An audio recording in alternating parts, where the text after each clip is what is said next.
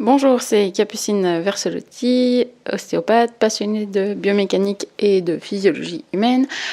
Aujourd'hui, je voulais vous parler du syndrome fémoro-patellaire, donc les douleurs du genou dans la course à pied. Voilà, quelles sont donc les dernières études sur le sujet et puis comment traiter ce problème si vous souffrez de douleurs au genou. Qu'est-ce que vous pouvez faire pour vous soigner et puis reprendre progressivement la course à pied.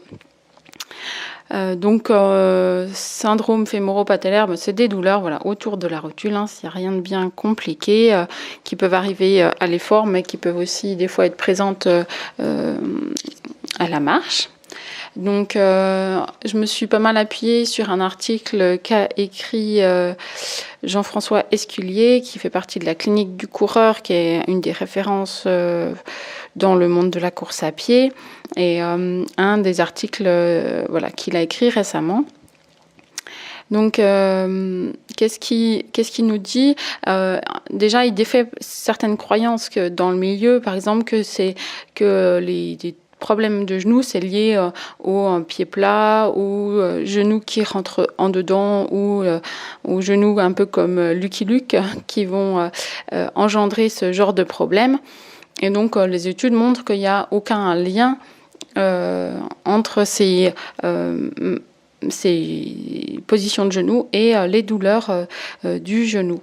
En cabinet, nous, ce qu'on observe, c'est que en général, quand il y a ce genre de problème au niveau des genoux, en fait, les répercussions, elles vont se placer souvent plus haut, plutôt dans le bassin.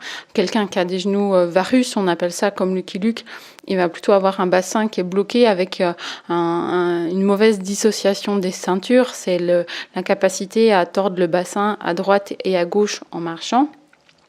Et les gens qui ont plutôt les genoux en dedans, qu'on appelle valgus, ils vont avoir plutôt un problème d'ouverture de jambes, en fait, de hanche. Ils vont avoir du mal à ouvrir la hanche, et pour pouvoir bouger, ils vont solliciter leur lombaire au lieu de solliciter leur bassin. Et donc voilà, on pourra retrouver aussi parfois des douleurs au niveau des lombaires. Donc mais pas forcément au niveau du genou. Après, dans son article, il dit que finalement, on est équilibré avec qu'on s'est mis, que les gens sont équilibrés depuis longtemps avec leur forme de genou, valgus ou varus. Moi, là, je suis pas complètement d'accord avec lui. Et parce que je vois déjà des enfants qui, à 2 ans, ont les genoux en dedans. Et pour moi, c'est plutôt la seule solution motrice qu'ils ont trouvée pour se mettre debout. Et c'est pas forcément l'optimal pour eux. Et je suis persuadée que c'est des choses qui peuvent évoluer dans le temps. Et je le vois puisque j'entraîne un groupe de femmes, et dans mon groupe, j'en ai 2 qui ont vraiment des genoux valgus, genoux en dedans, et ça fait 1 an qu'on fait de la course à pied, des exercices autour des réflexes archaïques. Leurs jambes changent, leur foulée change, et c'est vraiment intéressant d'observer ce changement, et je leur fais des fois retravailler des exercices comme le ramper, qui est normalement une étape motrice du bébé, pour modifier en fait leur mécanique. Je m'éloigne un peu du sujet, mais bon, on continue. Ensuite, il y a eu une étude aussi qui a supposé que c'était peut-être le manque de muscles qui causait ce problème de douleur du genou. Et donc, ils se sont rendus compte que non, et qu'en général, c'était des gens trop musclés qui faisaient des problèmes au niveau des douleurs du genou. Et que finalement, le problème de manque de muscles, c'est plutôt une réaction a posteriori. C'est parce qu'il y a de la douleur que finalement, il y a une espèce d'inhibition du muscle, et que finalement, c'est plutôt une conséquence qu'une cause. qu'est-ce que nous, on observe en cabinet? C'est qu'en général, on a un quadriceps qui est trop court, du coup, et trop musclé. Et du coup, on va avoir plus de tension sur le genou. Après, pour moi, alors je sais pas, hein, chacun après a son petit point de vue aussi, c'est que le genou, c'est juste un système de transmission. C'est une articulation qui peut faire de la flexion-extension, qui est assez peu... non, elle fait même que... Oui, flexion plus retour. Mais elle est assez limitée dans ses amplitudes par rapport à la cheville ou à la hanche. Et finalement, quand il y a des douleurs au niveau du genou, pour moi, c'est assez rare que le problème vienne localement du genou, en fait. Et qu'il faut regarder toute la posture pour comprendre pourquoi le genou s'est retrouvé avec trop de contraintes dessus.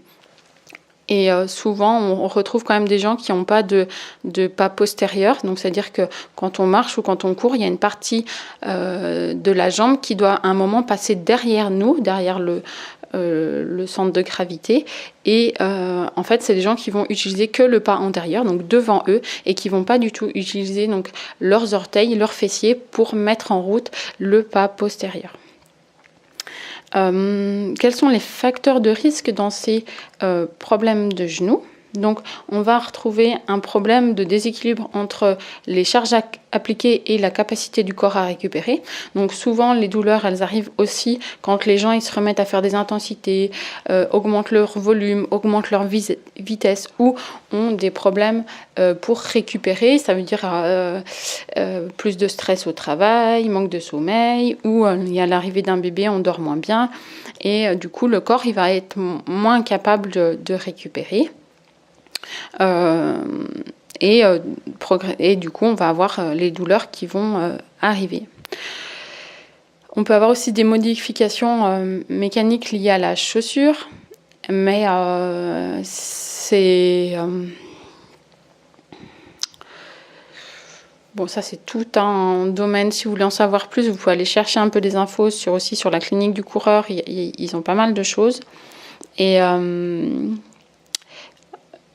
mais on peut avoir eu aussi des modifications. Les modifications mécaniques, elles peuvent être multiples. Il n'y a pas seulement la chaussure. Hein. On peut avoir un changement de travail où on va passer de debout à assis et du coup, les contraintes mécaniques, elles vont changer ou se mettre à faire de la muscu ou faire un sport en plus qui va faire qu'on va modifier sa mécanique et que les douleurs vont arriver.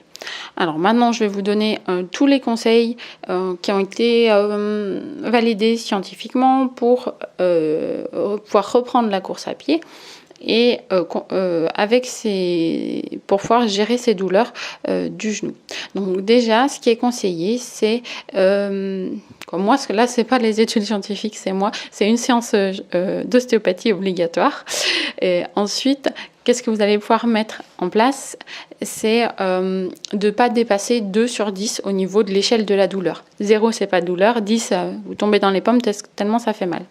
Donc, en marchant et en courant, vous ne devez pas dépasser 2 sur 10. Alors pour ça, vous allez diminuer la vitesse de course et il ne faut pas hésiter à marcher. C'est-à-dire que si vous passez à 3 sur 10 au niveau de la douleur, vous marchez jusqu'à ce que la douleur passe. Et il ne faut pas considérer la marche comme un échec, mais comme une partie intégrante de l'entraînement. Et il y a certaines personnes qui, en fait, auraient intérêt à beaucoup plus marcher avant de pouvoir courir. Et en cas de blessure, c'est un très bon moyen de maintenir le muscle, faire fonctionner le muscle et continuer à travailler l'endurance sans augmenter les contraintes. Ensuite, ce qu'il conseille, c'est d'éviter les pentes. Et ensuite, ce qu'il faudrait dans l'idéal, c'est qu'il n'y ait pas de douleur après l'entraînement, ni de douleur le matin suivant. Sinon, il faudra encore réduire. Ensuite, il conseille quand même un renforcement des quadriceps et des fessiers. Moi, j'insisterais plutôt peut-être sur les fessiers, justement pour plutôt relâcher un petit peu le quadriceps, mais c'est tellement propre à chaque personne, c'est que ça dépend tellement aussi de quelle quelle vie on a eu, est-ce qu'on a eu des opérations, est-ce qu'on a eu des entorses, est-ce que chaque personne est unique et sa mécanique elle est unique, donc c'est dur de faire des généralités. Donc il faut voir aussi ce qui est propre à vous.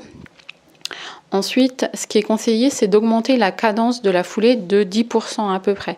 Donc maintenant, tous les téléphones Android vous calculent la fréquence de la foulée. Et par exemple, si votre foulée naturelle elle est à 150, 155, quelqu'un qui fait du footing loisir, en général, c'est à peu près ça, eh bien, il va falloir qu'il passe à 165, 160, 165.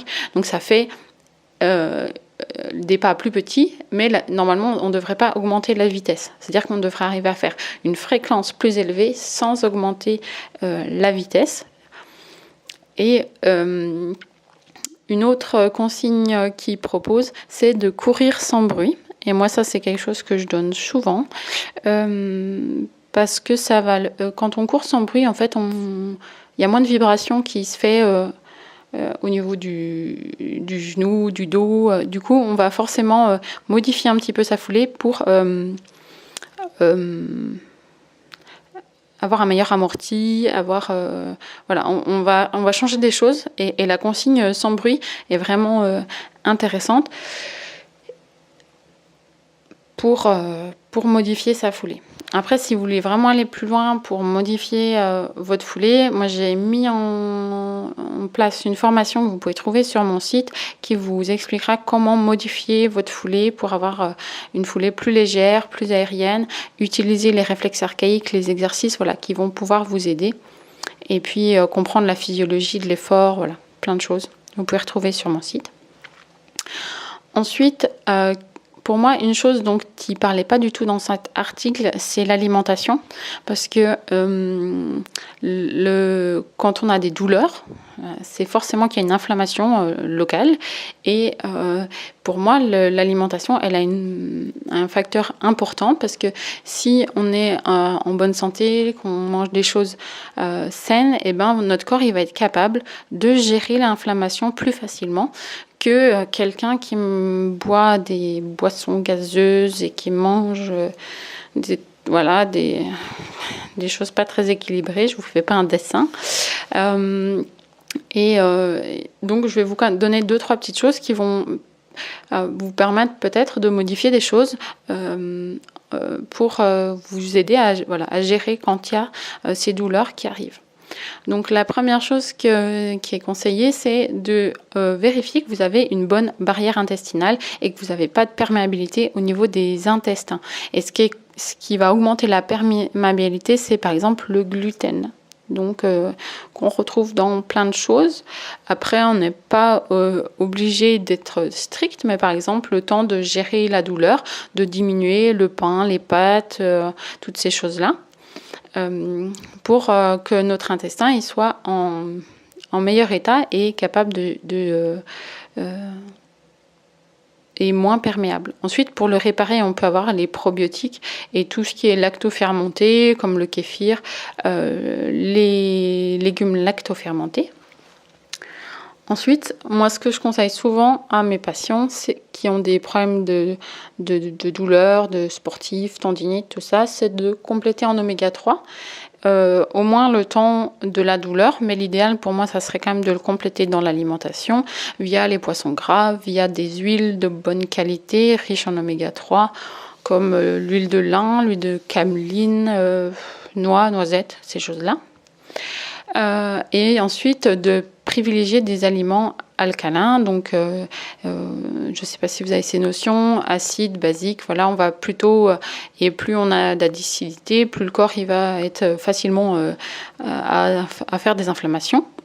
Donc on va retrouver dans des fruits ou des légumes, et après moi, ce que j'utilisais quand je faisais du sport à haut niveau et que je conseille à mes patients pour qui l'alimentation ne suffit pas, des fois, c'est par exemple, d'utiliser du bicarbonate ou j'utilisais aussi parfois Enabian. C'est un complément alimentaire chez les laboratoires Pilège qui est à base de bicarbonate aussi, pour tamponner un petit peu l'acidité temporairement, en fait. Voilà, le temps qu'on puisse corriger au niveau de l'alimentation. certaines choses. Voilà, je pense qu'on a déjà fait un bon petit tour de la question du syndrome fémoro-patellaire et de ce que vous pouvez mettre en place pour essayer de reprendre la course à pied ou au moins reprendre le sport sans ces douleurs. N'hésitez pas à me laisser vos commentaires et puis à vous abonner à la chaîne si ce podcast vous a plu. Et puis à très bientôt pour un prochain podcast.